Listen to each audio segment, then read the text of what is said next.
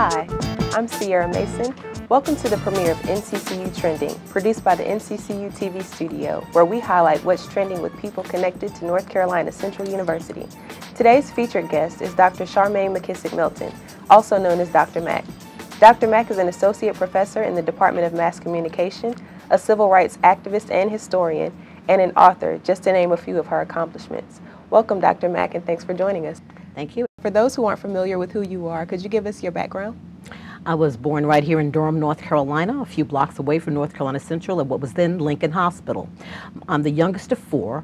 My father was a practicing attorney, but also a national civil rights leader in the 60s, where he was director of CORE, C-O-R-E, Congress of Racial Equality.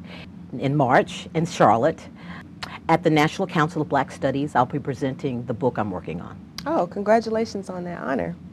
Thank you so much. What's the title and what's it about?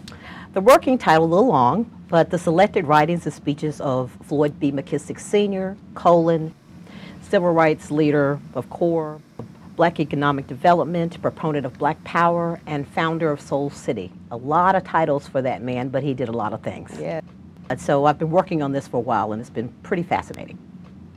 Off camera, you mentioned the irony of your father's first and last speeches. Would you care to share that with our audience? Sure.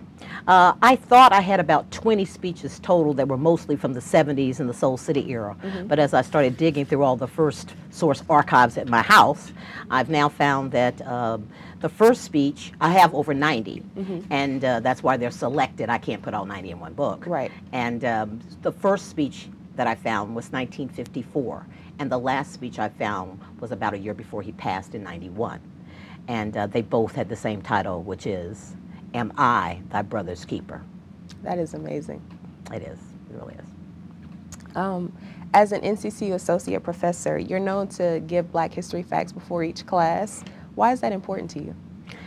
Well, I've taught at a lot of majority white campuses too, the University of Notre Dame, University of Kentucky, and every day is American History Day, and I think every day should be Black American History Day. So Absolutely. I just enlighten us all about things that Black people have done through time, and it's usually on the day that we're talking about.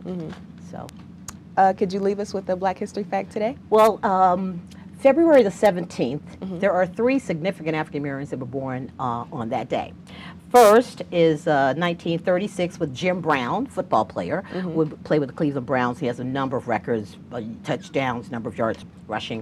1942, Huey P. Newton, who was one of the co-founders of the Black Panther Party, now 50 years old, and a big documentary on PBS this month. And then right here from North Carolina, believe it or not, in 1963, our own Michael Jordan, who was actually born in Brooklyn, but we claim him at the University of North Carolina, Chapel Hill. Right. And so those are 3 significant people that happen to be born on February the 17th. Right. Thank you so much. And thank you so much for joining us today on our premiere episode. Thank you.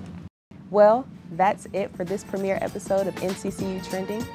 If you know of any NCCU connections that's trending, please tweet us using the hashtag NCCU Trending. I'm Ciara Mason. Thanks for watching. See you next time.